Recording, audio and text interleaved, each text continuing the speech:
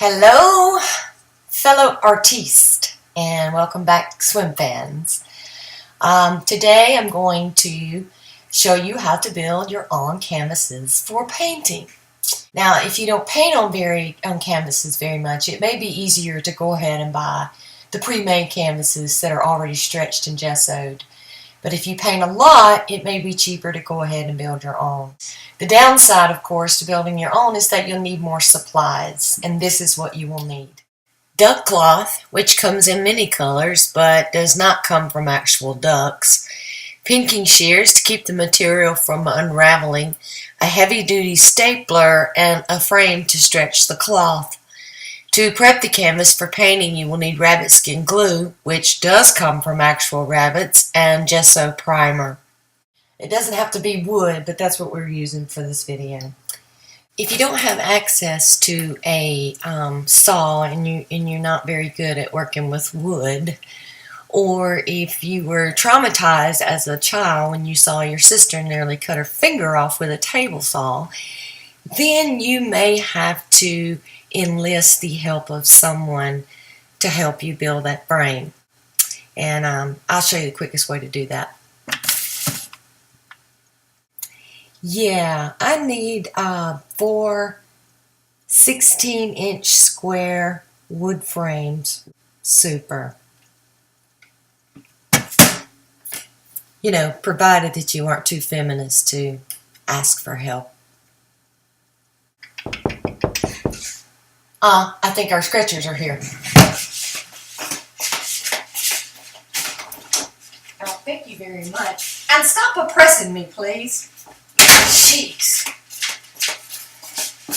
This is what we will be working with today.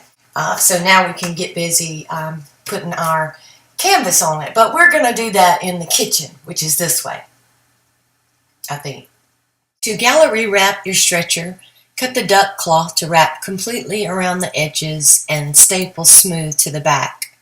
First, put a staple in 2 sides to keep the material taut enough to fold corners, kinda like wrapping a gift.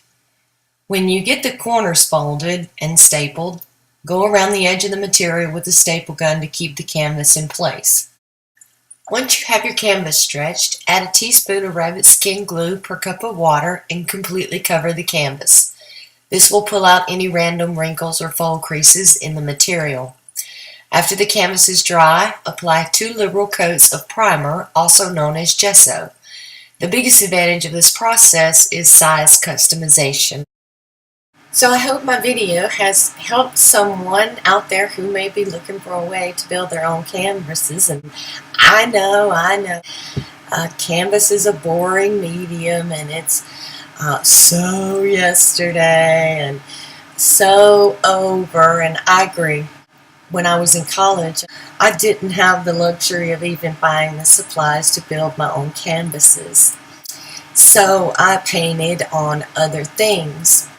One of my favorite things to paint was the mason jars that my mother had left in the cabinet. I gave them away as pencil holders to my friends and family, you know, for their desk at work. Some of them even contained maybe a pencil that I had used back in my paper writing days. Some of them even contained the figs that were originally canned in them, and I painted them too and just called them paperweights, you know, because that's me.